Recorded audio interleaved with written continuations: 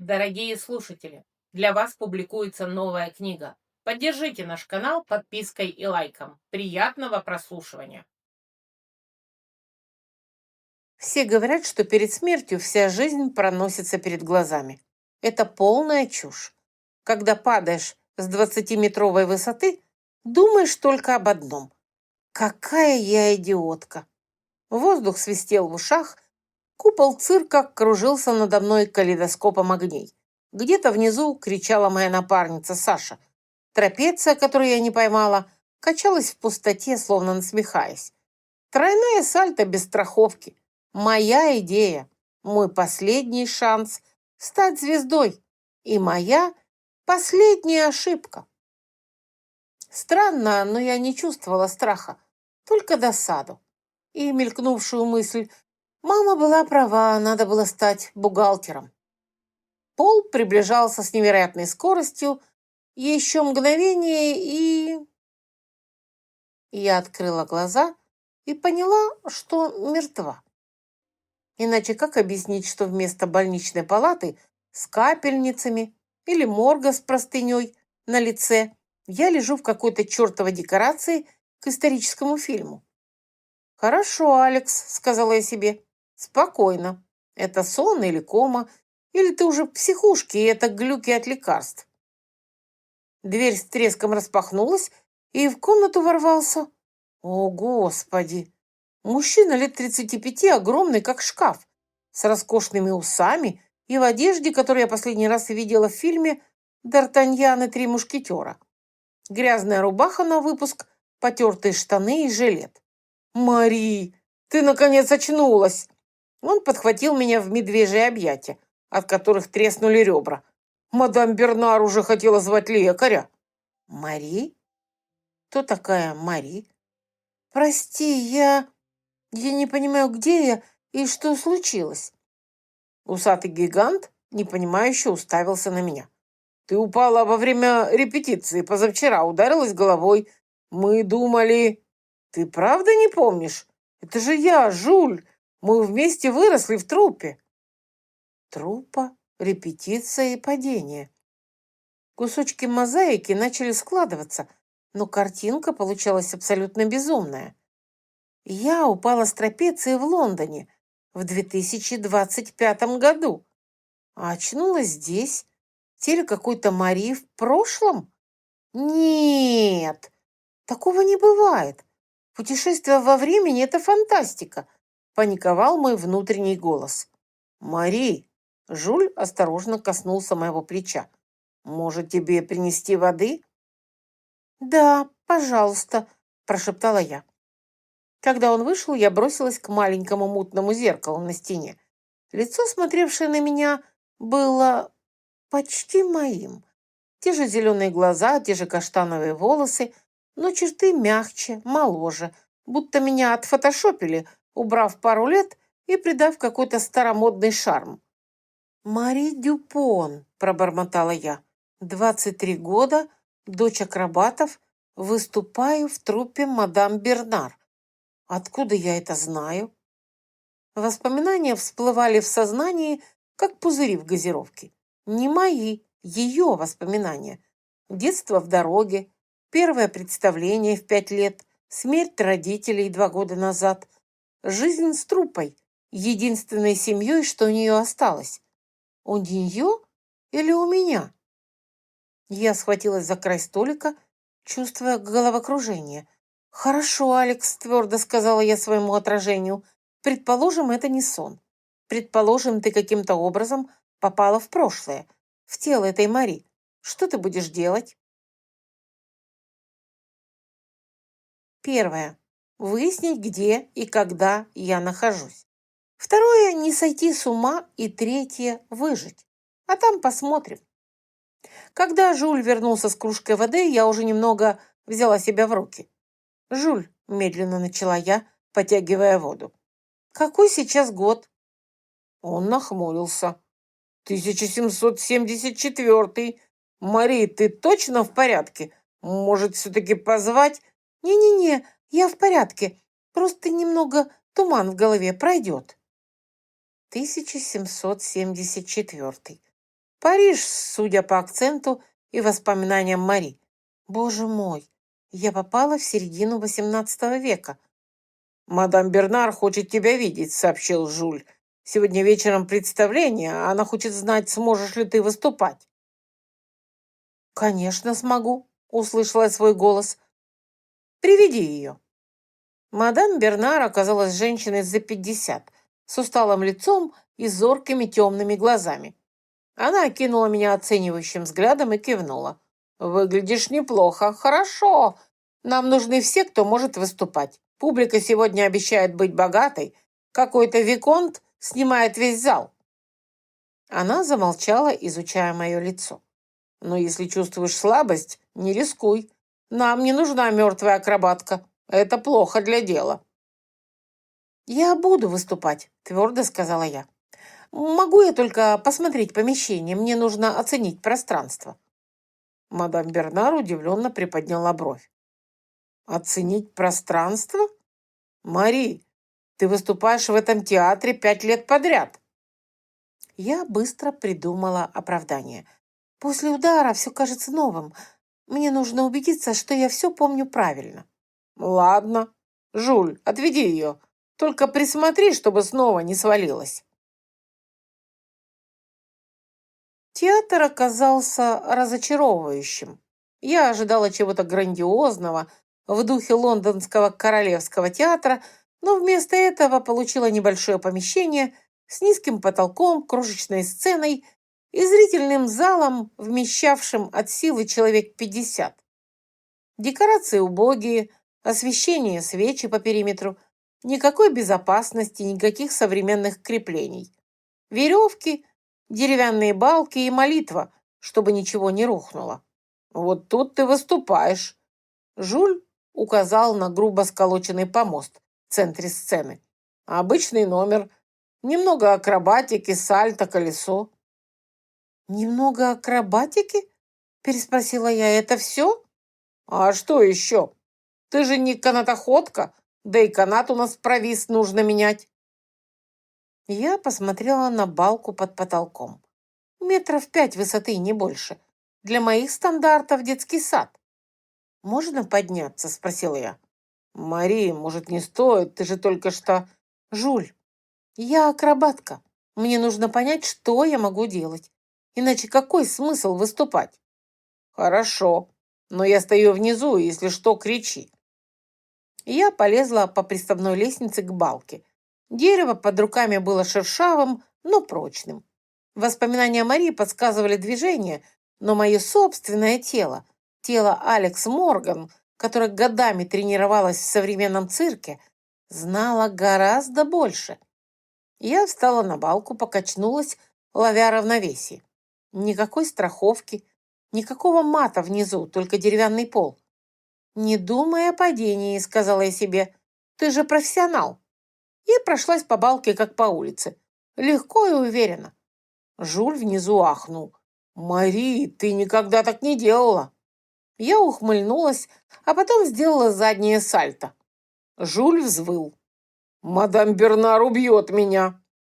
А я приземлилась на балку обеими ногами, устояла и рассмеялась. Впервые с момента пробуждения я почувствовала себя собой. Здесь, в воздухе, в опасности, на грани, я была дома. «Успокойся!» — крикнула я. «Я ничего не сломала». «Пока не сломала». Он вытирал пот со лба. «Мари, что с тобой? Ты всегда была осторожной». «Была. Мари была. А я, Алекс Морган, никогда не была осторожной. И именно поэтому и упала с трапеции. Но теперь у меня второй шанс, и я не собиралась его упускать». «У меня появились новые идеи», — сказала я, «для сегодняшнего выступления». «Какие идеи?» — подозрительно спросил Жуль. «Увидишь». Первое, что мне нужно было — маска. Я отправилась на рынок. Благодаря воспоминаниям Мари я знала дорогу и нашла лавку мастера масок. Старик Этьен сидел среди сотен творений, от простых до венецианских шедевров. «Мне нужна особенная маска», — сказала я, — «для представления». Обычная или венецианская? Венецианская. Элегантная, но не вычурная, закрывающая верхнюю часть лица полностью. Он кивнул и начал доставать варианты. Я перебрала десяток, пока не нашла идеальную. Белую с серебряной росписью и легкими перьями по краям. Она закрывала лоб, глаза и нос, но оставляла открытыми губы и подбородок. «Это», — твердо сказала я. 20 су», — назвал цену старик. Я заплатила почти все свои гроши, но не пожалела. Это была инвестиция в будущее. Вечером, готовясь к представлению, я объявила мадам Бернар. «Я буду выступать в маске». Она оторвалась от счетов. «В маске? Каких пор?» «С сегодняшнего дня». Я показала ей свою покупку. Это создаст образ. Загадочная артистка. Все захотят узнать, кто я. Мадам Бернар молчала, потом медленно кивнула. «Интересная идея. Но номер должен соответствовать. Нельзя просто надеть маску и делать те же трюки». «Я знаю», — улыбнулась я, — «и у меня есть план». За час до представления я заперлась в каморке и начала готовиться. Костюм Марии был убогим. Старый трико с дырками, выцвевшая туника. Для загадочной артистки это не годилось. Я взяла ножницы и начала переделывать. Отрезала лишнее, ушила, добавила несколько лент. Результат был далек от идеала, но выглядел гораздо лучше. Облегающее трико телесного цвета, шокирующее для XVIII века. Короткая прозрачная туника поверх, волосы распущены. И маска – главный элемент. Я надела ее и посмотрела в зеркале. Девушка в отражении была не Мари Дюпон и не Алекс Морган. Это была мадемуазель Загадка. «Готова?» – постучала Селеста. «Готова», – ответила я, выходя. Она ахнула. «Мари, ты выглядишь, боже мой!» «Хорошо или плохо?» «Невероятно! Но мадам Бернар убьет тебя за этот костюм». «Переживет», — усмехнулась я. Театр был заполнен наполовину. Обычная вечерняя публика, мелкие торговцы, ремесленники, несколько студентов, скучающие лица, вялые аплодисменты после номера Пьера. А я стояла за кулисами, чувствуя, как колотится сердце.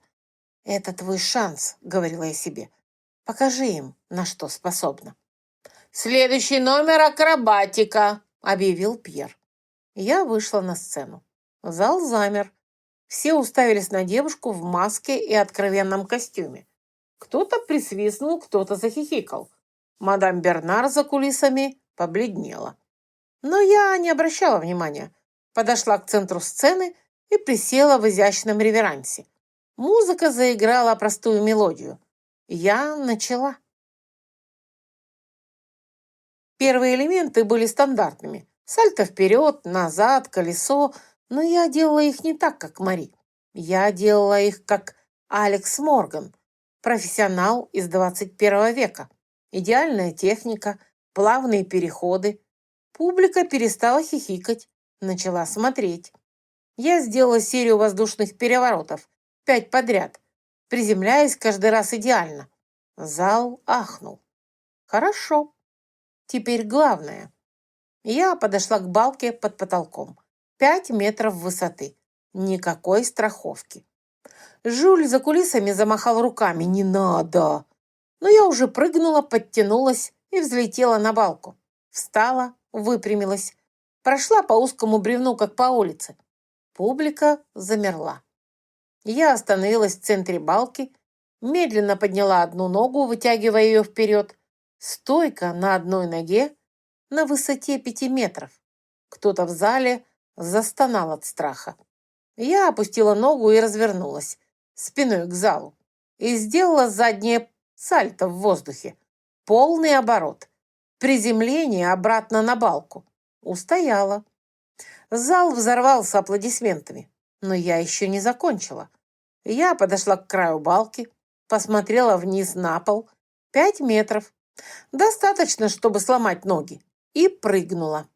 Мадам Бернар вскрикнула. А я сделала двойное сальто в воздухе, и приземлилась на колени в идеальный поклон. Секунда молчания, потом театр взорвался. Люди вскакивали с мест, кричали «Браво!», топали ногами, свистели. Я поклонилась и ушла за кулисы под оглушительные овации. Труппа обступила меня мгновенно. «Мари, ты откуда этому научилась? Это безумие, ты могла убиться!» «Но публика, ты видела публику?» Мадам Бернар пробилась сквозь толпу. Я приготовилась к взбучке, но она обняла меня. «Дитя мое, ты гений!» – прошептала она. Я выдохнула с облегчением. «Значит, не уволите?» «Уволить? Я удваиваю тебе жалование. С завтрашнего дня ты главная звезда труппы». Селеста завизжала и обняла меня. Жюль хлопнул по плечу так, что я чуть не упала. «Напугала ты меня до смерти». Пьер философски заметил. «Талант всегда найдет свой путь». А я улыбалась, чувствуя прилив адреналина и счастья. Все сработало. Мадемуазель Загадка родилась. Следующие 2 недели пролетели как в тумане. Слухи о загадочной артистке в маске разлетелись по Парижу молниеносно. Каждый вечер театр был забит. Люди стояли в проходах. Билеты продавались на неделю вперед. Мадам Бернар не успевала считать деньги. «Мари, тебе снова очередь поклонников». За кулисами после каждого представления толпились мужчины с цветами, подарками и предложениями. Я отказывала всем, сохраняя загадочность. «Мадемуазель, позвольте пригласить вас на ужин». «Мадемуазель, я куплю вам дом». «Мадемуазель, снимите маску хоть на мгновение». На последнее я отвечала неизменно. «Маска – часть меня, месье. Без нее я перестану быть загадкой». Это только подогревало интерес. А я добавляла новые элементы в номер: хождение по натянутому канату, трюки с горящими обручами, воздушную гимнастику на веревках. Каждое представление становилось опаснее и зрелищнее. «Мари, ты слишком рискуешь», — предупреждал Жюль. «Рано или поздно не повезет». «Риск — часть шоу», — отвечала я. Но сама иногда тоже боялась, потому что здесь не было матов безопасности, не было скорой помощи, современной медицины. Одна ошибка и конец. Но именно это и делало выступления настоящими, живыми. Публика чувствовала опасность и не могла оторваться. Через месяц после первого выступления в маске случилось важное событие. После представления мадам Бернар ворвалась за кулисы, размахивая письмом. «Мадемуазель Загадка! Заказ! Частное представление!» «Еще один?» – устало спросила я. «У нас уже 8 на следующей неделе». «Не просто заказ. От Виконта де Бельфор. Он снимает весь театр на вечер для своих гостей и платит 100 луидоров». «100?» «100», – подтвердила она. «Это огромные деньги. Месячный доход труппы». Селеста присвистнула. «Кто этот Виконт?» «Один из самых влиятельных аристократов Парижа», объяснила мадам Бернар. «Богат, красивый, холост. Говорят, сам король советуется с ним». «И он хочет видеть мое представление?» «Твое». Слухи о мадемуазель Загадке дошли и до высшего света. Он хочет сам убедиться. Я задумалась. Выступление для аристократов – это выход на новый уровень. «Когда?» – спросила я. «Послезавтра». 2 дня на подготовку. Мало, но достаточно. «Согласна», – кивнула я. «Но я выберу номер сама». «Конечно!» – мадам Бернар сияла. «Делай, что хочешь, только не разочаруй Виконта». Я не собиралась разочаровывать. Это был мой шанс попасть в высший свет, получить богатых покровителей, обеспечить будущее. И, возможно, найти ответы, почему я здесь, как вернуться, есть ли вообще способ. Пока я застряла в XVIII веке, нужно было использовать все возможности. Вечер перед представлением для Виконта я провела в подготовке. Новый номер, более сложный, более опасный. Жюль установил дополнительные балки, натянул веревки на максимальной высоте, проверил все крепления трижды. «Если ты упадешь перед аристократами, мадам Бернар убьет тебя, а потом меня за то, что не остановил». «Не упаду», — уверенно ответила я. Хотя внутри немного дрожало. Публика, аристократы — это необычные зрители. Они видели лучших артистов Европы. Их не так просто впечатлить. Гости начали прибывать за час до представления. Мужчины в роскошных камзолах, париках при шпагах, женщины в платьях с пижмами, увешанные бриллиантами. Богатство и власть. «Вот он», — шепнула Селеста, — «Виконт де Бельфор». Я посмотрела. В первом ряду сидел мужчина лет 30. Без парика. Темные волосы собраны в хвост, лицо без пудры, одет проще остальных. Темный камзол без излишеств. Высокий, широкоплечий, красивый, если честно.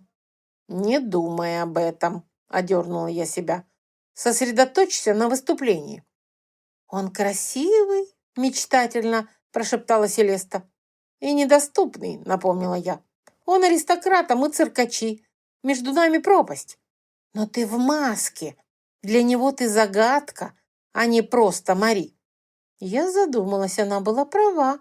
В маске я не Мари Дюпон из «Бедной труппы». Я мадмуазель Загадка, артистка без прошлого. Может, это действительно давало мне шанс? «Так, прекрати», — одернула я себя. «Ты здесь работать должна, а не флиртовать с герцогами». Представление началось. Музыканты заиграли увертюру. Пьер вышел с вступительным монологом. Селеста спела арию. Публика аплодировала вежливо, но без энтузиазма, скучала. «Следующий номер», — объявил Пьер, — «загадочная артистка, покорившая Париж. Мадмуазель Загадка». Я вышла на сцену. Зал замолчал. Все глаза обратились на девушку в белой маске и провокационном костюме. Я нашла взглядом герцога. Он смотрел внимательно, не улыбался, не хлопал, просто наблюдал. «Ну что ж», — подумала я, — «посмотрим, удастся ли тебя впечатлить». Я начала номер. Первая часть — акробатика на полу. Серия сальто, переворотов, идеальная техника, отточенная годами в современном цирке. Публика начала просыпаться. Вторая часть — балка. Я взлетела на 5-метровую высоту и начала ходить по узкому бревну. Потом стойка на руках, потом задние сальто. Зал ахнул. Несколько дам закрыли лица веерами. Я посмотрела на герцога. Он по-прежнему не хлопал. Но в глазах появился интерес. Третья часть — финал. Я спрыгнула с балки, поймала веревку и начала воздушную гимнастику. Поднималась, крутилась, падала, останавливаясь в сантиметре от пола. Обматывала веревку вокруг тела, создавая фигуры в воздухе. Публика замерла. Не слышно было ни звука. Финальный элемент. Я поднялась на максимальную высоту, обмотала веревку вокруг одной ноги и отпустила руки. Повисла вниз головой на голой ступне, удерживаемая только трением. Зал застонал. Я раскинула руки в сторону, волосы рассыпались вниз и закружилась, медленно раскручивая веревку. Музыка достигла крещендо. Я резко подтянулась, схватила веревку руками и быстро спустилась вниз. Приземлилась в финальном поклоне. Музыка оборвалась. Тишина. Секунда. 2. Потом зал взорвался аплодисментами. Аристократы вскакивали с мест, кричали «Браво!», швыряли цветы и даже кошельки с монетами. Полный триумф. Я поклонилась и снова посмотрела на герцога. Он стоял, медленно хлопал и смотрел прямо на меня. В этом взгляде было столько интенсивности, что у меня перехватило дыхание. Наши глаза встретились. и я почувствовала, что-то изменилось. Началось что-то, чему суждено было перевернуть мою жизнь. Но я еще не знала, насколько. После представления я еле держалась на ногах. Адреналин схлынул, оставив усталость и дрожь в мышцах.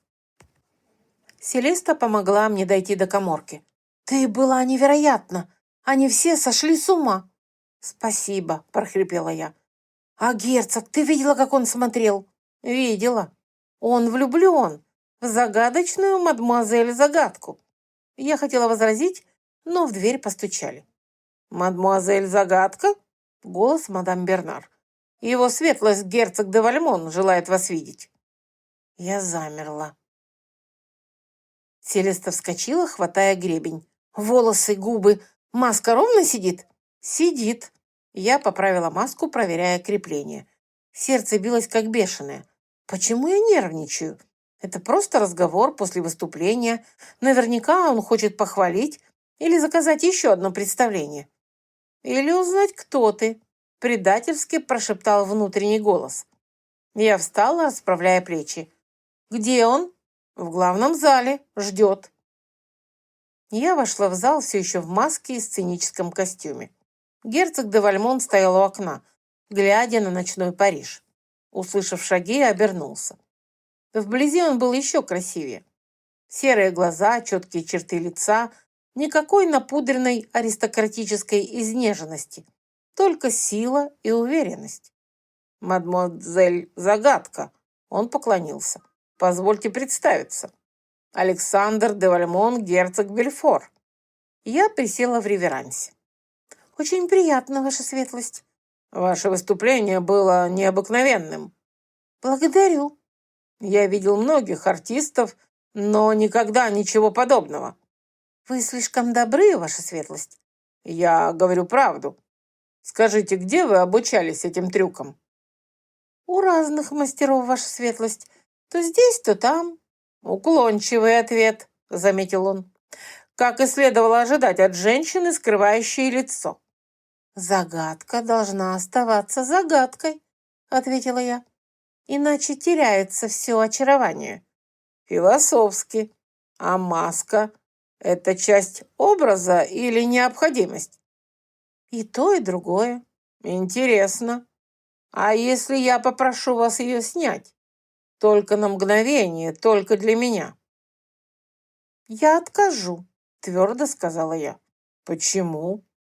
«Потому что маска — это я. Без нее я перестану быть мадемуазель-загадкой». «Но кем-то же вы станете? Кем?» Я встретила его взгляд.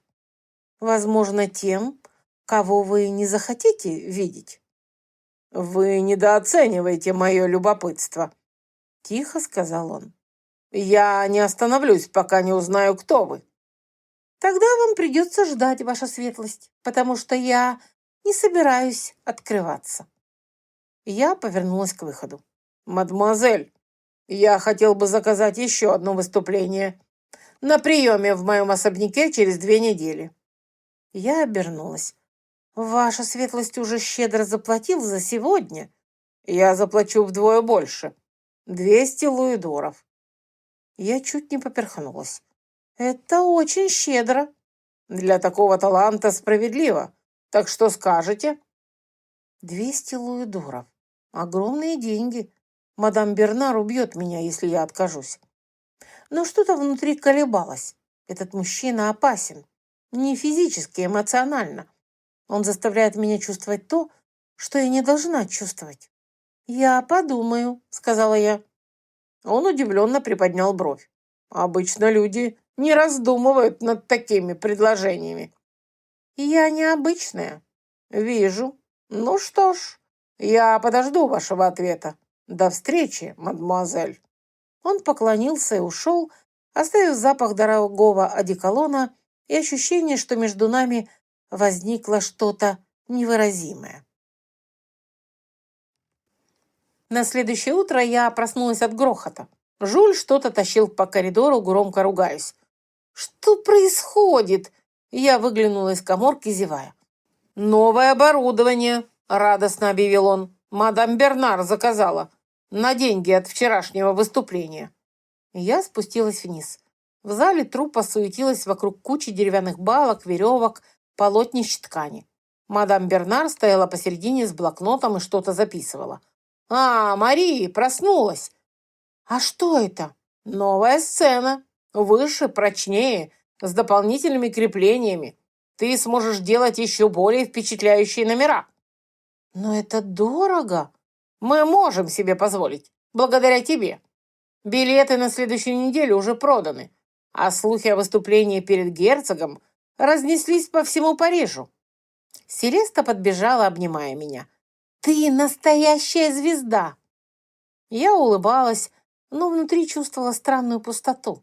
Да, я звезда, в маске, как мадемуазель Загадка. А кто такая Мари Дюпон? Никто. Просто девушка из труппы.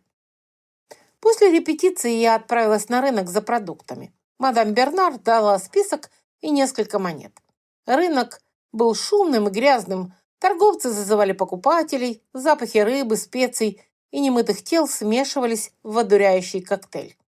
Я пробиралась сквозь толпу с корзиной, когда кто-то врезался в меня. «Осторожнее!» — воскликнула я. «Прошу прощения, мадемуазель». Я подняла голову и встретила знакомые серые глаза. Герцог, без парадной одежды, в простом камзоле, почти неузнаваемый среди толпы. «Ваша светлость?» — удивленно выдохнула я. Он окинул меня взглядом, и я поняла, что сейчас выгляжу совсем не так, как вчера. Никакой маски, простое заношенное платье, растрепанные волосы, корзина с капустой в руках. Обычная простолюдинка. «Мы встречались?» — спросил он. Мое сердце ухнуло. Он не узнал меня. «Нет, ваша светлость, простите, я приняла вас за другого». «Странно. У вас какое-то знакомое лицо». «Потому что ты видела его вчера, только в маске», — хотела крикнуть я. «Наверное, просто совпадение». Я попыталась обойти его, но он загородил дорогу. «Подождите, как вас зовут?» «Мари. Мари Дюпон». «Мари? Вы из Парижа?» «Живу здесь с труппой, мы циркачи». «Циркачи? В каком театре вы выступаете?» Я поняла, что попала в ловушку. Если скажу правду, он может связать меня с мадемуазель Загадкой. Если солгу, еще хуже. «В маленьком театре на Рю-де-Риволи», — осторожно ответила я. «Я знаю это место. Там выступает загадочная артистка в маске. Вы ее знаете?» Ловушка захлопнулась. «Знаю», — медленно сказала я. «Мы в одной труппе». «Интересно. И какая она без маски?» «Я не знаю. Она ее никогда не снимает, даже за кулисами». Ложь, но необходимая.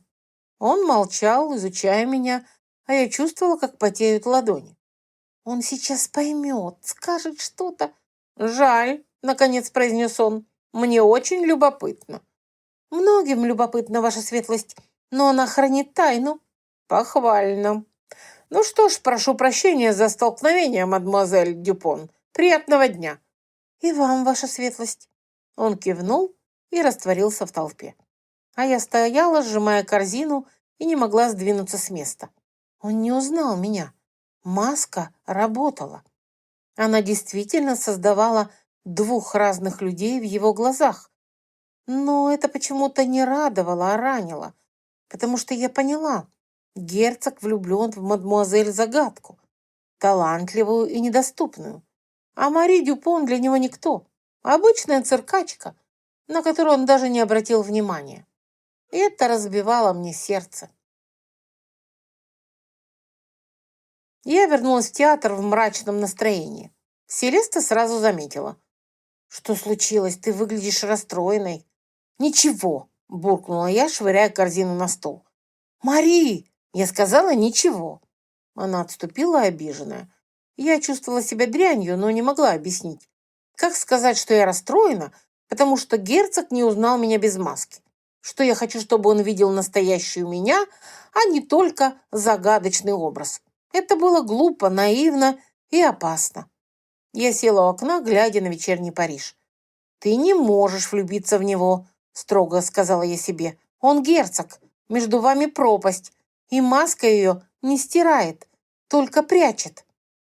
Но сердце не слушалось разума. Вечером я приняла решение.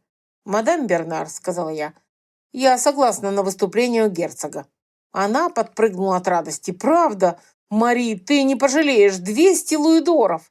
«Но на моих условиях», — объявила я. «Каких?» «Я выступаю только в маске. Никаких требований ее снять. И никакой личной встречи без маски после представления». Она нахмурилась. «Но герцог может пожелать...» «Или мои условия, или я не еду», — твердо сказала я.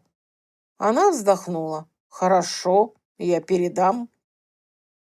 Ответ пришел на следующий день. Герцог согласился на все условия. «Почему-то меня это не радует», — думала я, читая записку. «Потому что я хотела невозможного. Хотела, чтобы он узнал меня и полюбил. Настоящую меня, а не только образ. Но это было невозможно. Я в XVIII веке застряла в теле циркачки, влюблена в герцога, который видит во мне только загадку. «Добро пожаловать в твою новую жизнь, Алекс», — сказала я себе. «Ты сама хотела приключений». 2 недели пролетели быстро. Я репетировала новый номер, еще более сложный. Воздушная гимнастика на 2 шелковых полотнах одновременно, с переходами между ними в воздухе. «Это самоубийство!» — кричал Жюль снизу. «Это искусство!» — кричала я в ответ, повисая вниз головой на высоте 7 метров. «Искусство самоубийства!» Но я не слушала. Мне нужно было что-то доказать себе, герцогу, всему миру, что я больше, чем просто циркачка, что я достойна внимания, любви, даже если это безумие. Карета герцога приехала за мной ровно в 6. Роскошная, с гербом на дверце, запряженная 4 белых лошадей. Жюль загрузил оборудование в отдельную повозку. Мадам Бернар лично проверила мой костюм и маску. «Помни, это высший свет. Они видели многое. Удиви их». «Удивлю», — пообещала я. Селеста обняла меня. «Ты будешь великолепна, и герцог влюбится еще больше». «Он не влюблен», — пробормотала я. «Просто заинтригован. Пока. Но после сегодняшнего представления...» Я не дослушала, села в карету, и мы тронулись. Особняк герцога оказался дворцом. Огромное здание из белого мрамора с колоннами, балконами и фонтанами. Парк вокруг, десятки слуг. Вот в каком мире он живет, думала я. Богатство, власть, роскошь, а я из мира бедности, грязи и выживания. Маска на лице была не только физической, она была символом, барьером между 2 мирами. Меня провели через боковой вход в большой зал. Потолки высотой метров 10, хрустальные люстры и люди, десятки аристократов в роскошных нарядах. «Мадемуазель Загадка», слуга поклонился. «Его светлость просил проводить вас к месту выступления». Меня провели на балкон 2-го этажа. Жюль уже закреплял шелковые полотна на специальных балках. «Все готово. Крепления надежные, но, Мари, будь осторожна. Высота больше, чем в театре». Я кивнула, надевая маску окончательно. Внизу гости рассаживались, а я искала взглядом герцога. Нашла. Он стоял в центре зала. Сегодня в парадном камзоле выглядел как принц из сказки. Он поднял голову, и наши глаза встретились. Он кивнул, я ответила. Представление началось. Музыка заиграла медленную, завораживающую мелодию. Я вышла на балкон, свет люстр погас, оставив только свечи. Зал замер. Я подошла к шелковым полотнам, обвела одно вокруг запястья и прыгнула. Падение в пустоту, ветер в волосах, потом резкая остановка. Полотно натянулось, удерживая меня. Зал ахнул. а я повисла на одной руке, медленно раскручиваясь.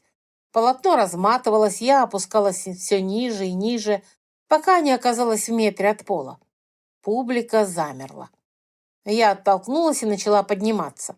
Обвела полотно вокруг тела, талии, ног, рук, создала поддержку и замерла горизонтально в воздухе.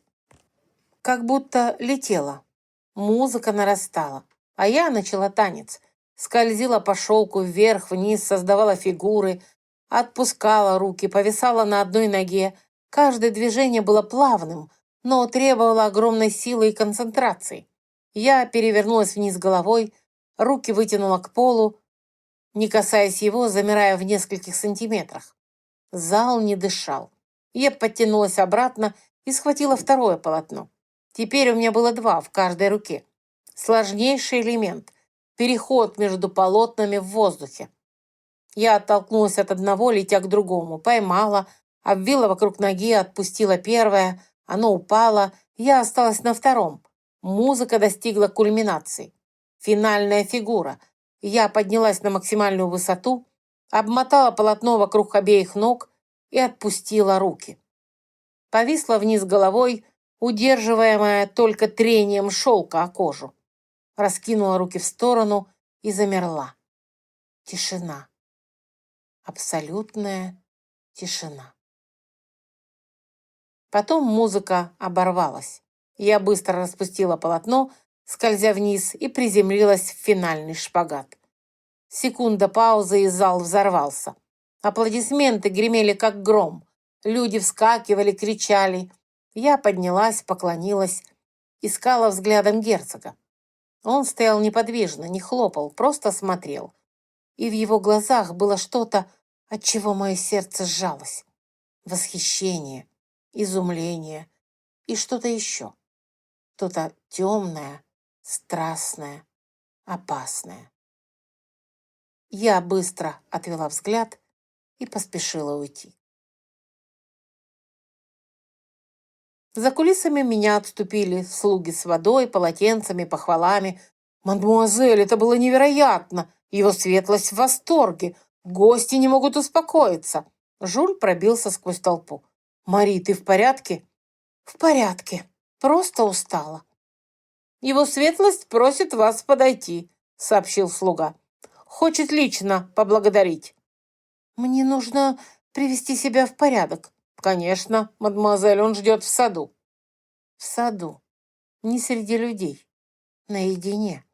Опасно». Но я не могла отказать. Я вышла в сад через 10 минут. Луна освещала дорожки, запах роз смешивался с ночной прохладой. Герцог стоял у фонтана, глядя на воду. Услышав шаги, обернулся. «Мадемуазель Загадка, вы превзошли все ожидания». «Благодарю, ваша светлость». «Я видел многое, но ничего подобного. Вы не просто артистка, вы волшебство». Слова, которые согрели душу, но я не могла позволить себе размягчиться. «Волшебство — это иллюзия, ваша светлость. Я просто хорошо тренированная акробатка». «Нет, это гораздо больше». Мы стояли близко, слишком близко. Я чувствовала тепло его тела, запах одеколона. «Скажите», — тихо спросил он, — «почему маска? Что вы прячете?» «Свое истинное лицо», — честно ответила я. «Почему?» «Потому что без маски я никто, обычная девушка из бедной семьи. А в маске я загадка, мечта, кто-то, кем можно восхищаться». «Вы недооцениваете себя. Талант не зависит от происхождения». «Если я сниму маску, вы увидите простолюдинку, и все очарование исчезнет». «Откуда вы знаете?» «Потому что так всегда происходит». Он взял мою руку. «Я не такой, как все». «Все так говорят», – прошептала я, «до тех пор, пока не увидят правду». «Тогда позвольте мне доказать». Он притянул меня ближе. «Снимите маску. Здесь сейчас только для меня». Часть меня хотела. Так хотела снять маску и показать настоящую себя, узнать, полюбит ли он Мари так же, как восхищается мадемуазель загадкой. Но другая часть боялась. Боялась разочарования в его глазах. Боялась потерять то, что едва начало зарождаться. «Нет, не сейчас. Не так», — твердо сказала я. Разочарование мелькнуло в его лице. «Когда?» «Когда я буду готова». Я развернулась к выходу. «Если буду готова». «Мадемуазель, я узнаю вашу тайну рано или поздно. Я не из тех, кто сдается». «А я не из тех, кто легко открывается. Посмотрим, кто упрямее». И ушла, чувствуя взгляд на спине. Следующие дни прошли в круговороте выступлений и репетиций. Слава мадемуазель Загадки достигла новых высот. Заказы сыпались, как из рога изобилия. Мадам Бернар не успевала их записывать. Граф де Ларошфуко предлагает 300 луидоров. Баронесса хочет частное представление для дочери. Маркиза де Монтескио. Хотя, может, этот заказ лучше отклонить, она явно что-то замышляет. Я кивала, соглашаясь или отказываясь, но мысли были далеко. Герцог не давал о себе знать, не присылал записок, не приходил на представление, и это беспокоило больше, чем должно было. «Забудь о нем», — говорила я себе.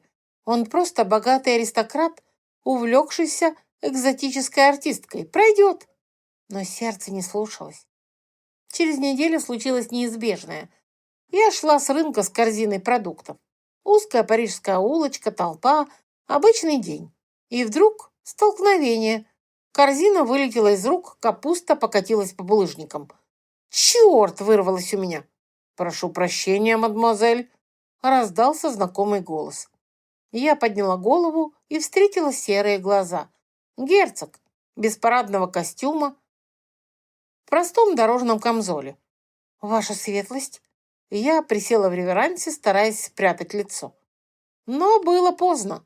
Он уже разглядел меня. «Мадемуазель Дюпон, мы снова встретились?» Он запомнил мое имя. «Да, ваша светлость». Я начала собирать продукты, которые рассыпались. Он присел рядом, помогая. «Позвольте, это моя вина». «Не стоит, ваша светлость, Я настаиваю». Мы собирали капусту в неловком молчании. Я чувствовала его взгляд. «Вы же работаете в театре на Рю-де-Риволи, верно?» — спросил он. «Да». «Значит, вы коллега мадемуазель Загадки?» «Можно и так сказать». «Я был на ее выступлении недавно. Невероятный талант». «Да, она очень талантлива». «Вы тоже выступаете?» «Иногда. Небольшие роли. Я не звезда, как она». «У вас очень знакомые черты. Я не могу понять, откуда». «Наверное, просто распространенный тип лица, ваша светлость». «Возможно». Но он не выглядел убежденным. И голос тоже знакомый. «Потому что ты слышал его в саду, в маске, идиот!» — кричал внутренний голос. «Многие говорят, что у меня обычный голос». Я попыталась обойти его, но он загородил дорогу. «Подождите, а как давно вы в труппе?» «С детства». «И знаете мадемуазель Загадку лично?» «Мы работаем вместе, но она очень закрытый человек, не общается ни с кем». «Понятно. А вы сами выступаете как-то? Есть свой номер?» «Немного акробатики, ничего впечатляющего». «Я хотел бы посмотреть». Я чуть не уронила корзину снова. «Что?» «Ваше выступление, если вы не возражаете, конечно». «Ну зачем, ваша светлость? Я же сказала, ничего особенного». «Любопытство. Мне интересно узнать людей из мира мадемуазель Загадки. Может, это поможет понять ее саму?» «Боюсь, я не смогу помочь вам, ваша светлость. Как я уже сказала, она не делится секретами». «Жаль. Ну, тогда хотя бы позвольте проводить вас. Улицы небезопасны для молодой женщины». «Я прекрасно справлюсь. Я настаиваю». И он пошел рядом, не дожидаясь согласия. Мы шли молча, и я чувствовала себя ужасно неловко. Герцог де Вальмон, один из самых влиятельных людей Франции, идет по грязной парижской улице рядом с циркачкой в заношенном платье. Абсурд. «Скажите, мадемуазель Дюпон», — нарушил он молчание, «как долго вы занимаетесь акробатикой?» «С детства. Родители были циркачами». «Были? Они умерли 2 года назад». «Примите мои соболезнования». «Спасибо». «Значит, цирк — это ваша жизнь? Вы никогда не мечтали о другом?» «Раньше нет, но теперь иногда думаю, каково это жить по-другому, иметь дом, семью, стабильность». «Но вы выбрали сцену». «Я не выбрала, я родилась в этом. А вы, ваша светлость, вы выбрали быть герцогом?» «Нет, это выбрали за меня. Титул, обязанности, ожидания общества. Клетка, как я уже говорил кому-то недавно». Он говорил это мадемуазель Загадке, но не знал, что я помню. «Золотая клетка все равно клетка», — тихо сказала я. «Именно. Вы понимаете. Мало кто это понимает». Наши глаза встретились, и я на мгновение забыла о маске, о разнице в положении, обо всем. Просто два человека, чувствующие себя заключенными в своих мирах. «Мы пришли», — сказала я, указывая на театр впереди. «Вы здесь живете?» «Здесь я работаю и живу. Это мой дом». «Я не хотел вас обидеть, просто это так не похоже на величие мадемуазель Загадки». «Величие на сцене», — ответила я. «В жизни мы обычные люди». Он задумался, глядя на театр, потом повернулся ко мне. «Мадемуазель Дюпон, я могу задать личный вопрос?» «Можете спросить, я не обещаю отвечать». «Справедливо. Вы завидуете мадемуазель Загадке, ее славе, вниманию?» Вопрос попал в точку. «Завидую ли я сама себе?»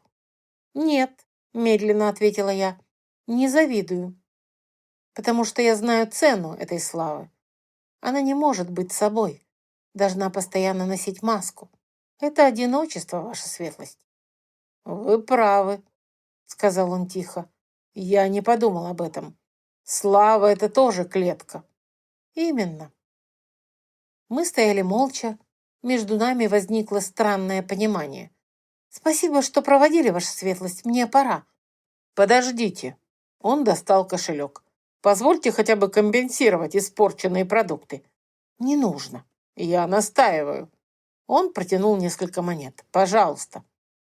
Я взяла деньги, чувствуя себя странно. Я принимаю подаяние от человека, который платит мне сотни луидоров, но не знает об этом.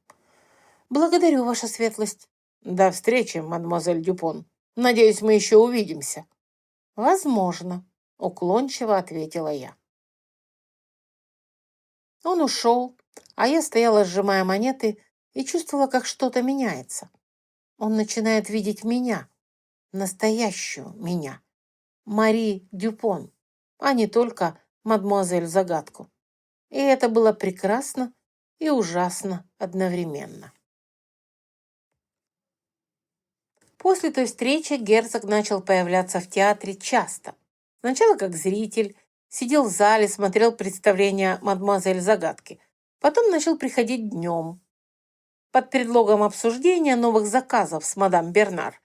Но я видела, как он смотрит по сторонам, изучает, ищет. «Он пытается раскрыть твою тайну», — предупредила Селеста. «Герцог не дурак». «Я знаю. И что будешь делать?» «Буду осторожнее». Но избегать его становилось все труднее. Однажды он застал меня за репетицией. Я тренировала новый элемент на балке. Зал был пуст, я думала, все ушли.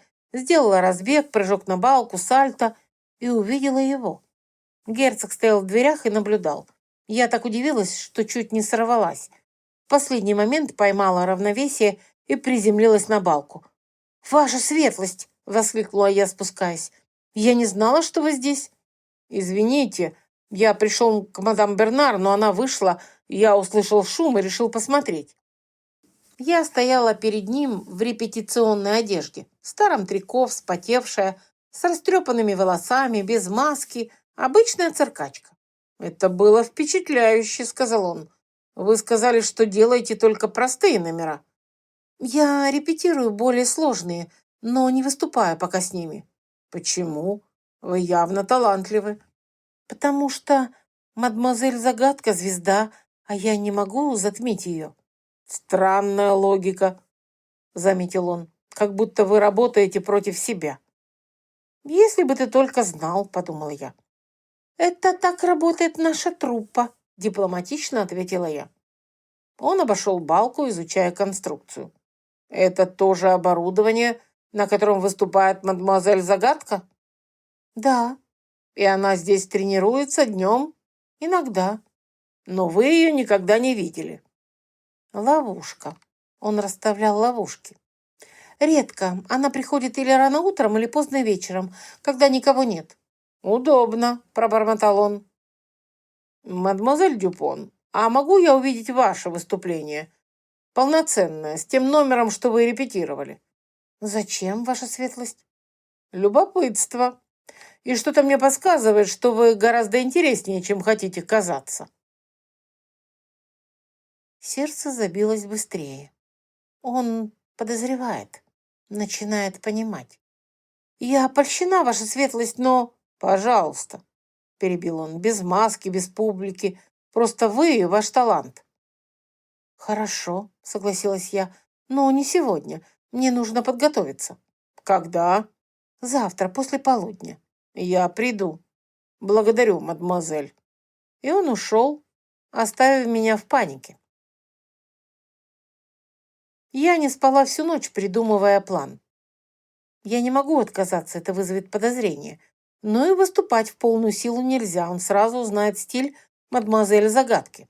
Нужно было показать талант, но не весь. «Как же я устала от этой двойной игры», — подумала я, ворочаясь в кровати. Герцог пришел ровно в полдень. Я встретила его в пустом зале одна. Никакого оборудования, кроме балки. «Благодарю, что согласились», — сказал он, садясь в первый ряд. «Пожалуйста». Я вышла в центр. «Но предупреждаю, это не то зрелище, к которому вы привыкли. Я не мадемуазель Загадка». «Я понимаю». Но в его глазах читалось «посмотрим». И я начала. Номер был простым по сравнению с тем, что я делала в маске. Базовая акробатика. Сальто, перевороты, колесо, потом балка. Никаких задних сальто, никаких стоек на одной ноге. Спустилась и поклонилась. Герцог хлопал медленно и задумчиво. «Вы лукавите, мадемуазель Дюпон». «Что вы имеете в виду, ваша светлость?»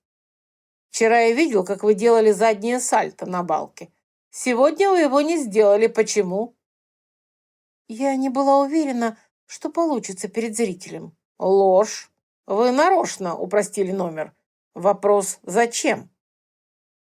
«Может, я просто не хочу показывать все сразу?» «Или боитесь, что я узнаю что-то? Скажите правду, мадемуазель Дюпон, кто вы на самом деле?» «Обычная циркачка». «Нет, у вас манера двигаться. Я видел ее раньше, у мадемуазель Загадки». «Мы тренируемся вместе. Наверное, я переняла ее стиль». «Или вы и есть она?» Тишина. Мое сердце билось так громко, что, казалось, он должен услышать. «Это абсурд, ваша светлость!» Я попыталась рассмеяться. «Вы же видели нас обеих, разные люди!» «Видел я только мадемуазель Загадку в маске, но никогда вас двоих одновременно». Ловушка захлопнулась. «Ваша светлость, вы ошибаетесь!» «Докажите! Позовите мадемуазель Загадку сейчас. Пусть она придет, и мы все трое поговорим». Я не могла, физически не могла. А она в отъезде. Частное выступление у баронессы. «Какой баронессы?» «Деларош», — выпалила я первое имя, что пришло в голову. «Странно. Я был у баронессы вчера на приеме. Никакого выступления не планировалось». «Ну, может, у другой баронессы, я не помню имя». «Мадемуазель Дюпон», — он взял меня за руку, — «хватит лгать. Я знаю. Я понимаю, что вы и есть мадемуазель Загадка. Я дернулась, освобождаясь. «Нет!» «Да, одинаковый рост, телосложение, голос, манера двигаться, все сходится». «Вы ошибаетесь!» «Тогда докажите. Снимите маску на следующем выступлении, покажите лицо. Если это не вы, я отстану». Я не могла этого сделать. Маска была защитой, щитом. Без нее я не могу, прошептала я. Почему? Потому что без маски я никто для вас. Просто бедная циркачка, на которую вы не обратили бы внимания. Признание вырвалось прежде, чем я успела остановить себя. Он замер. Что? Я отвернулась, чувствуя, как горят щеки. Забудьте, мне нужно идти. Мари. Он назвал меня по имени. Посмотри на меня. Я не повернулась. Пожалуйста. Я медленно обернулась. Он стоял с таким выражением лица, удивленным, понимающим, нежным. «Ты думаешь, я не замечу тебя без маски?» — тихо спросил он. «Ты ошибаешься». «Не замечали же раньше? Мы встретились на рынке, вы даже не узнали меня, а когда я была в маске, не могли оторвать глаз». «Потому что маска интриговала. Но это не значит, что я слеп к тебе без нее». Он подошел, взял мое лицо в ладони. Я начал замечать. С каждой встречей все больше. Твой голос, манера говорить, дерзость, сила, все, что делает тебя тобой. Слезы навернулись на глаза. Не надо. Не говорите красивые слова из жалости. Это не жалость, это правда. Я влюбился в мадемуазель Загадку за смелость и талант. Но я влюбляюсь в Мари Дюпон за честность и силу. Вы не можете любить циркачку.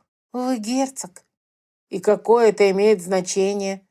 Все. Общество, семья, репутация.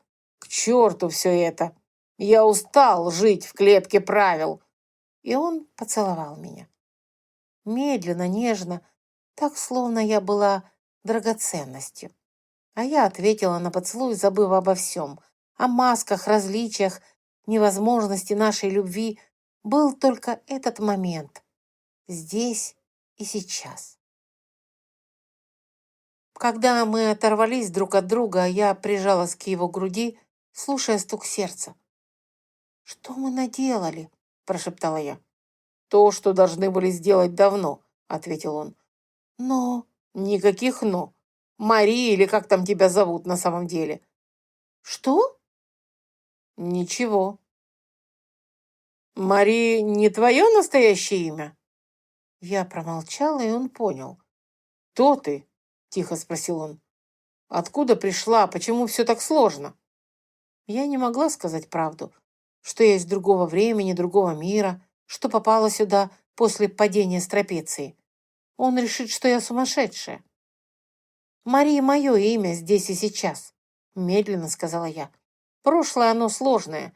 Я не могу объяснить, еще не готова». «Хорошо, я подожду.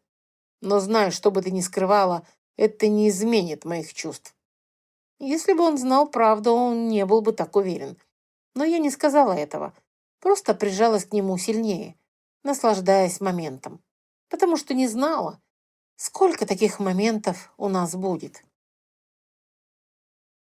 Следующие 2 недели пролетели как в тумане. Герцог начал открыто ухаживать и за мадемуазель Загадкой, и за Мари. Он приходил на представления, сидел в первом ряду, приглашал меня на прогулки по вечернему Парижу. Я жила двойной жизнью, балансируя между двумя личностями. И с каждым днем становилось все труднее. «Мари, ты светишься?» — заметила Селеста. «Это из-за герцога, верно?» «Не говори глупостей», — буркнула я. «Весь Париж сплетничает. Герцог де Вальмон влюблен в мадемуазель Загадку. А еще, говорят, он ухаживает за какой-то циркачкой». «Селеста, замолчи!» Она ухмыльнулась. «Боже, Мари, ты играешь с огнем!» «Я знаю. И что будешь делать?» «Не знаю. Но судьба сама решила за меня». Письмо пришло в дождливый ноябрьский день. Мадам Бернар ворвалась в зал, размахивая конвертом с королевской печатью. «Мари! Письмо из Версаля!» Все бросились к ней. Я подошла. Мадам Бернар распечатала конверт. «Мадемуазель Загадка, слухи о вашем таланте дошли до двора Его Величества короля Людовика XV. Его Величество желает видеть ваше выступление на королевском балу, который состоится через месяц во дворце Версаля. Это великая честь, и мы надеемся, вы окажетесь достойны королевского внимания. С уважением, Жанна Антуанетта Пуассон, маркиза де Помпадур». Тишина. Потом зал взорвался криками. «Версаль! Мари, ты будешь выступать перед королем!» А я стояла неподвижно, чувствуя, как земля уходит из-под ног. Версаль. Если я провалюсь, конец всему. А если преуспею, станут задавать много вопросов. Кто я, откуда, почему маска? Ловушка с обеих сторон. «Мари!» Жюль тряс меня за плечи. «Ты слышала? Версаль!» «Слышала. Это же мечта!» «Да, мечта. Или начало конца». Вечером герцог пришел поздравить. Мы гуляли по набережной Сены, укрываясь от дождя под его плащом. «Ты не выглядишь счастливой», — заметил он. «Потому что боюсь», — призналась я. «Чего?» «Провала, разоблачения, всего». «Ты не провалишься. Ты потрясающая. В маске. Но в Версале будут все. Весь двор. Они начнут копать, искать информацию. Рано или поздно кто-то узнает правду». «И что? Что тебя так пугает?» «Правда, что я из другого времени, что я обманываю всех, что не принадлежу этому миру. Но я не могла сказать этого. Просто боюсь», — прошептала я. «Боюсь потерять все, труппу, карьеру, тебя». «Меня ты не потеряешь. Обещаю. Что бы ни случилось». «Не обещай того, чего не можешь знать». «Могу. Я буду рядом, в Версале, на балу, в первом ряду всегда». Я хотела верить. Так хотела, но часть меня знала. В Версале все изменится. Месяц до бала пролетел в безумной подготовке. Я репетировала каждый день до изнеможения. Новый номер, самый сложный. Воздушная гимнастика на шелковых полотнах с элементами, которые заставили бы ахнуть даже современную публику. Жюль построил конструкцию высотой 15 метров, имитацию Версальского зала. «Ты уверена?» – спрашивал он. «15 метров, Мари, если упадешь...» «Не упаду», — отвечала я с уверенностью, которой не чувствовала. Потому что страх был, реальный, осязаемый страх. В моей прошлой жизни я упала с 20 метров и умерла. Ну, или переместилась сюда, все еще не понимая, что именно произошло. Каждый раз, поднимаясь на высоту, я вспоминала тот последний прыжок, приближающийся пол, мгновение перед ударом. «Не думай об этом», — приказывала я себе. «Сосредоточься». Александр приходил на каждую репетицию. Сидел внизу, наблюдая, с каждым моим опасным элементом бледнел все сильнее. «Я умру от страха за тебя», — сказал он после особенно рискованного трюка. Я спустилась, улыбаясь. «Я профессионал, знаю, что делаю». «Профессионалы тоже ошибаются». «Тогда молись, чтобы я не ошиблась в Версале». Он притянул меня к себе. «Мари, может, стоит упростить номер, сделать безопаснее?» «Нет. Для Версаля нужно лучшее. Безопасное не впечатлит». «Но если что-то пойдет не так...» «Не пойдет. Доверяй мне».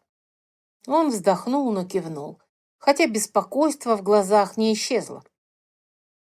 За неделю до бала пришла еще одна новость. «Мари, мадам Бернар зашла в мою каморку с серьезным лицом.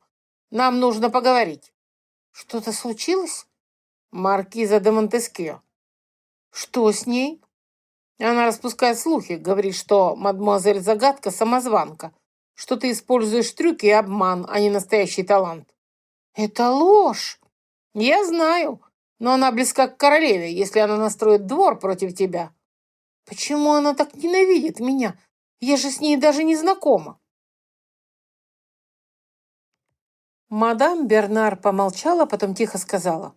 Она мечтала выйти замуж за герцога, пока не появилась ты. Все стало на места. Ревность, месть. «И что мне делать?» – спросила я. «Выступить безупречно, доказать, что ты лучшая, заткнуть ей рот своим талантом». «А если не получится?» «Получится. Ты моя звезда, ты справишься». Я хотела верить, но страх не отпускал. День бала настал холодным декабрьским вечером. Карета герцога везла меня во дворец. Жюль ехал в другой карете с оборудованием, мадам Бернар в третьей. Она не хотела пропустить такое событие. «Ты готова?» – спросил Александр. «Не знаю», – честно ответила я. «Ты будешь великолепна. Или провалюсь и опозорю всех нас. Послушай меня, что бы ни случилось сегодня, я на твоей стороне. Если ты упадешь, я подниму. Если тебя осудят, я защищу всегда».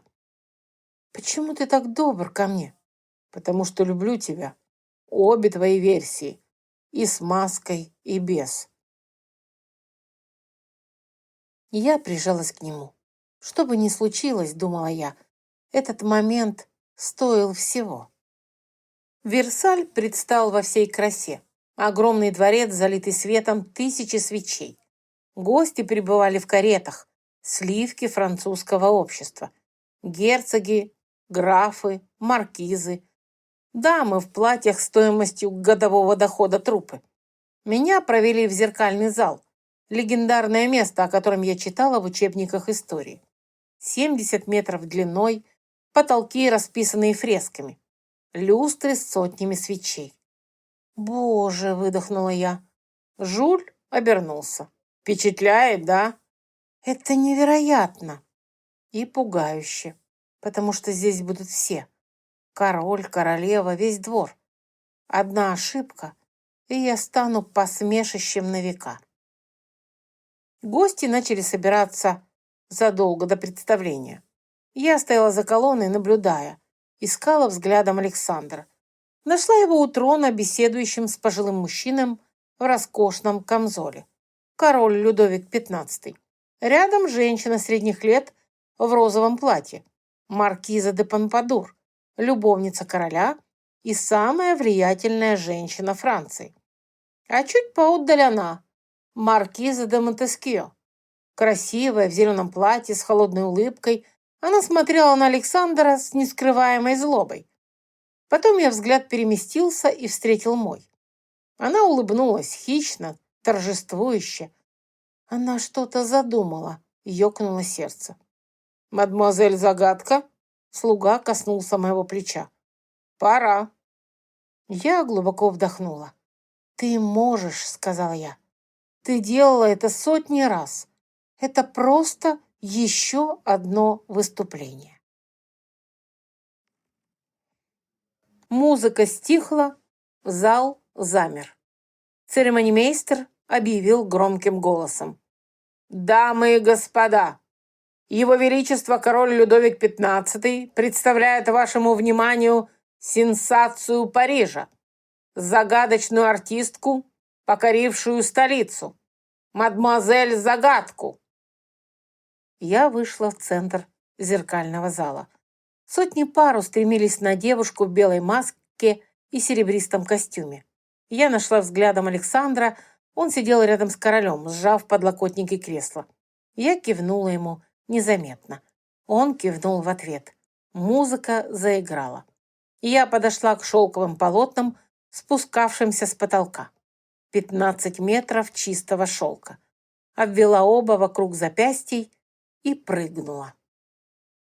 Взлет был головокружительным.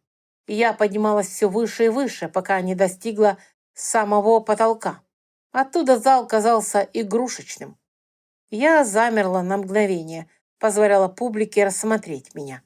Потом начала спускаться, медленно, обматывая полотна вокруг тела, создавая фигуры. Скользила по шелку, как русалка по воде. Зал замер в абсолютной тишине. Я опустилась до середины и начала основной номер – переходы между двумя полотнищами. Каждое движение было выверено, отрепетировано до автоматизма. Но на такой высоте, перед такой публикой, все ощущалось по-другому, острее, опаснее. Я повисла вниз головой на одной ноге, отпустив руки. Волосы рассыпались вниз, почти касаясь пола. Кто-то в зале ахнул. Я раскрутилась, набирая скорость. Мир превратился в калейдоскоп золота, зеркал и лиц. Потом резко остановилась тишина. Я подтянулась обратно и начала подниматься к потолку для финального элемента. Самого опасного. Тройное вращение с переходом между полотнами на максимальной высоте. Элемент, который я не делала полностью ни разу, который убил меня в прошлой жизни. Но сегодня я должна была его сделать. Для короля, для Александра, для себя. Я поднялась на самый верх.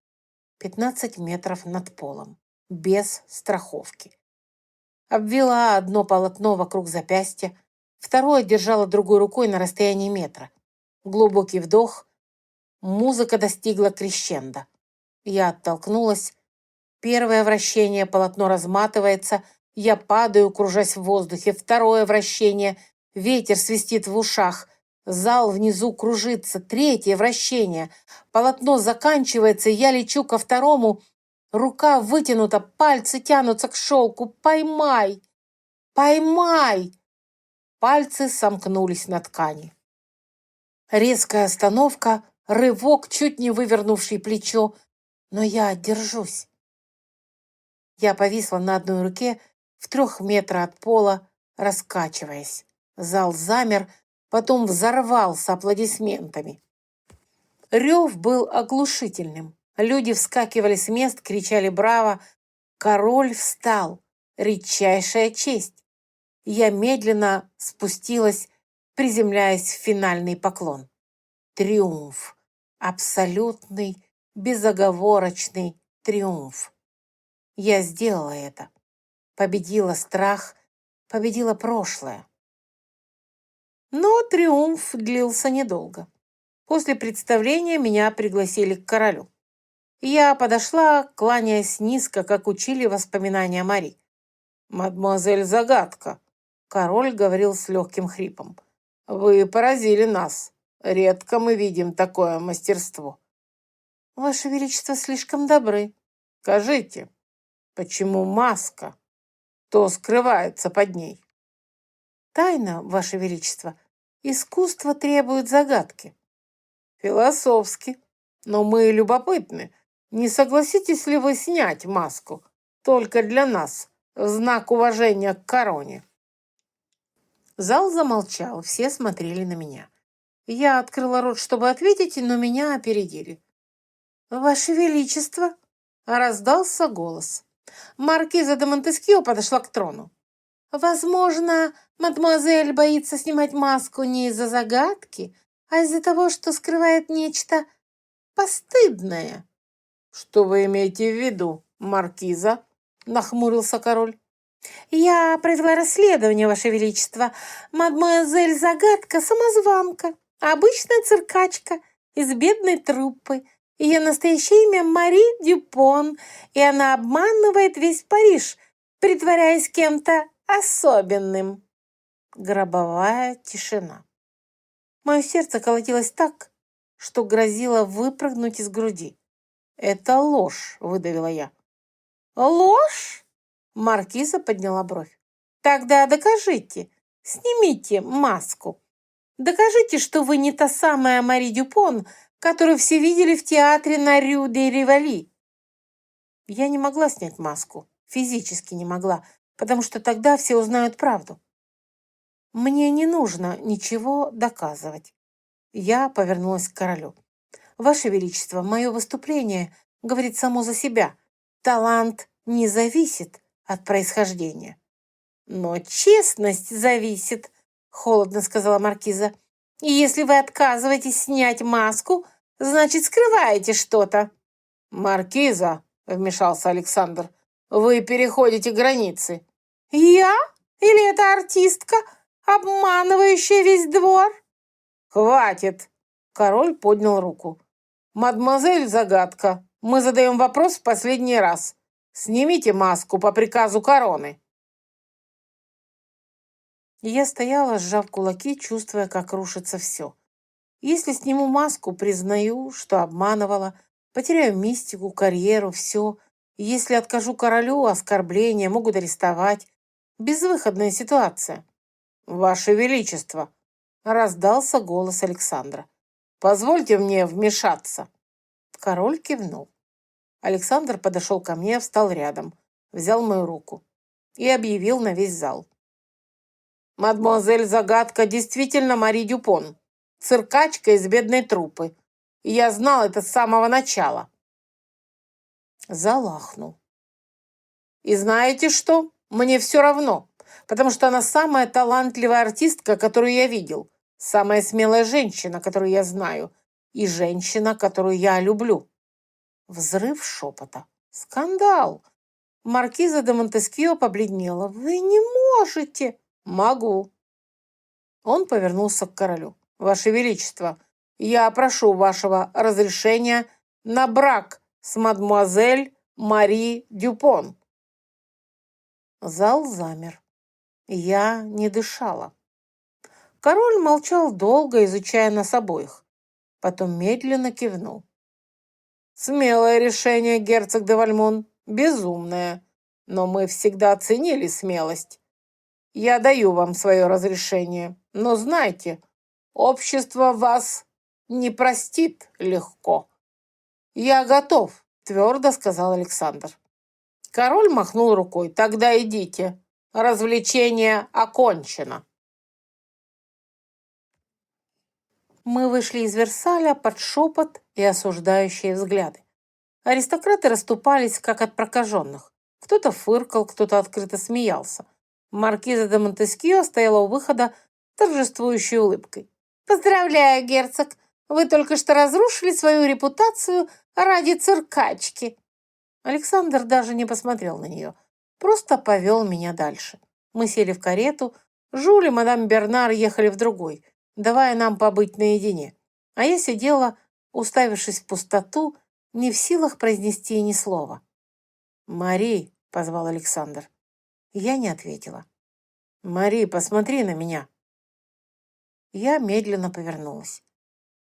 «Почему ты это сделал?» «Потому что люблю тебя». «Ты разрушил все!» — выкрикнула я. «Репутацию, положение при дворе, карьеру, все ради меня». «И что?» «Все это не имеет значения без тебя». «Но...» «Никаких «но». Я сделал выбор и не жалею». «Ты пожалеешь, когда пройдет время, когда поймешь, чем пожертвовал». «Не пожалею». «Я не отпущу тебя, понимаешь, что бы ни случилось». Я зарылась лицом в его камзол, плача. «Я не заслуживаю этого», — думала я. «Не заслуживаю такой любви». Но я держалась за него, как за спасательный круг. В следующие дни Париж гудел. Скандал века. Герцог, один из самых влиятельных аристократов, собирается жениться на циркачке. Мнения разделились. Одни восхищались смелостью, другие осуждали, но большинство просто сплетничали. Александр использовал все свое влияние, чтобы защитить меня.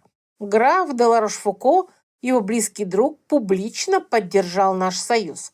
Но враги тоже активизировались. Маркиза де Монтескио не собиралась сдаваться. Это случилось через неделю после бала.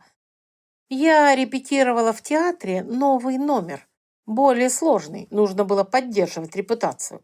Жюль установил конструкцию, я поднялась наверх. Все шло хорошо, пока не произошло... Я делала переход между полотнами на высоте 10 метров.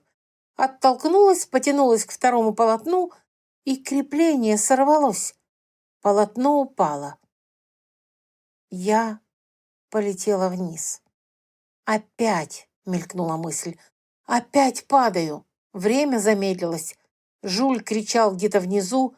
Я вытянула руку, пытаясь поймать что угодно. И тут пальцы сомкнулись на веревке. Не той, что должна была быть, а просто случайной, страховочной. Рывок снова чуть не вырвал плечо из сустава, но я держалась. Повисла на одной руке в 2 метрах от пола, раскачиваясь. Жуль подбежал, помогая спуститься. «Мари, ты в порядке?» «Да», — прохрипела я. «Что случилось?» Он поднял упавшее полотно, посмотрел на крепление. Лицо стало каменным. «Это не несчастный случай». «Что?» «Крепление. Его подпилили специально». Холод разлился по венам. Кто-то пытался убить меня. Александр прибыл через полчаса после того, как ему сообщили. Ворвался в театр, бледный, с безумными глазами. «Мари, где она?» «Здесь». Я вышла из-за кулис. Он бросился ко мне, обнимая так крепко, что перехватило дыхание. «Ты жива, Боже! Ты жива!» «Я в порядке, Александр». «Покажи крепление», — приказал он Жулю. Жуль протянул. Александр изучил, и лицо его стало мрачным. «Это покушение. Кто-то хотел, чтобы ты упала». «Но кто?» — Селеста сжала мои руки. «Кто хочет убить Мари?» «Маркиза», — выдохнула я. «Но доказательств нет», — сказал Александр. «Но я выясню, обещаю. А пока не выясним, ты не выступаешь. Слишком опасно». «Но...» «Никаких «но». Я не потеряю тебя. Ни за что». Александр оказался прав.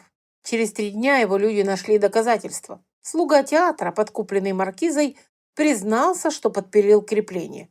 Скандал вспыхнул с новой силой. Маркиза была изгнана из двора. Король лично объявил, что покушение на жизнь артистки недопустимо. Но урон мне был нанесен. Я боялась выступать, боялась высоты, боялась, что снова упаду. «Мари», — сказал Александр, — «ты не обязана возвращаться на сцену. Можешь остановиться. Мы поженимся, ты будешь герцогиней». «И буду сидеть дома вышивать? Это не я, Александр. Я акробатка, это в моей крови». «Тогда что делать?» Я задумалась.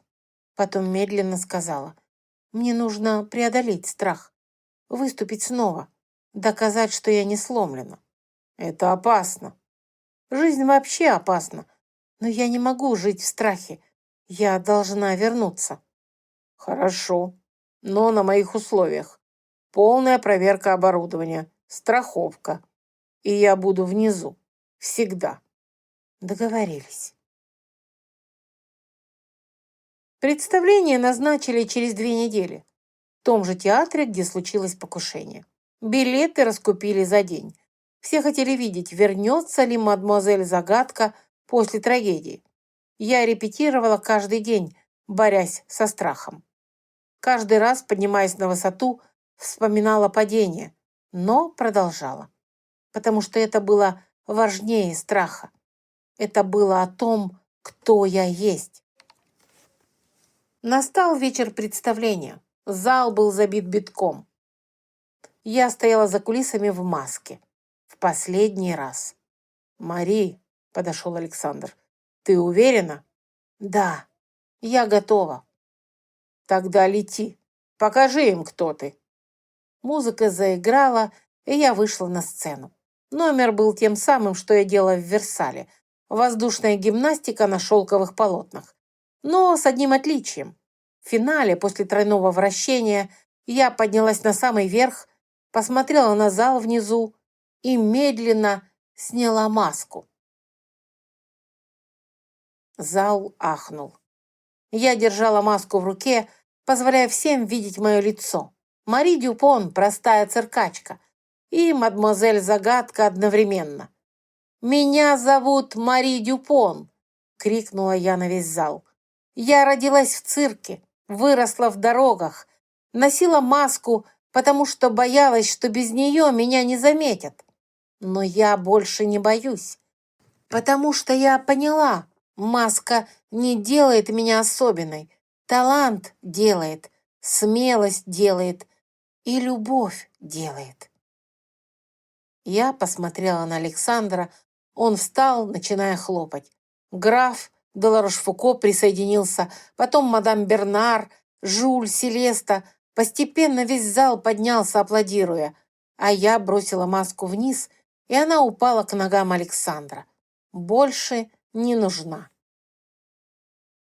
Я спустилась под овации. Зал гремел. Александр встретил меня у сцены, обнимая. «Ты сделала это. Ты свободна». Он поднял меня на руки и закружил. Зал смеялся, хлопал, кричал поздравления. Это был конец старой жизни и начало новой. Эпилог. Свадьба состоялась весной в маленькой церкви, не в соборе. Слишком много скандалов, но это была наша свадьба. Король не пришел, но прислал подарок и благословление.